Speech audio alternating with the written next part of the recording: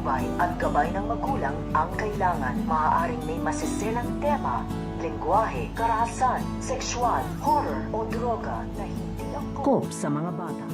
Dahil pareho nga mapapahamak ang buhay nito nga si Lilet, si Annalyn at pati na nga rin dito ito nga si Dax dahil meron nga ditong isang lalaki na nagtatangka nga sa buhay nito nga si Dax at dahil sa kagustuhan na nga rin nito nga ni Lilet at nito nga ni Annalyn na proteksyonan nga dito ito nga si Dax dahil pag may nangyari ngang masama dito nga kay Dax ay maaari na ngang makalaya ito nga daw si Moira. Kaya nga ito nga si Annalyn, si Lilet at ito nga si Dax ay magtutulungan na nga sila dito upang babaksakin nga ito nga lalaki na gusto nga pumaslang dito nga kay Dax at mabibitawan nga ng tauhan ito nga ni Ninang ito nga kanyang baril at doon na nga uutusan ito nga ni Dax na kuhanin nga nito nga ni Annalyn at sasabihin na nga nito nga ni Dax na barilin na nga niya dito ito nga daw lalaking gustong pumaslang dito nga daw sa kanya. Pero ito nga si Annalyn ay nagdadalawang isip nga ito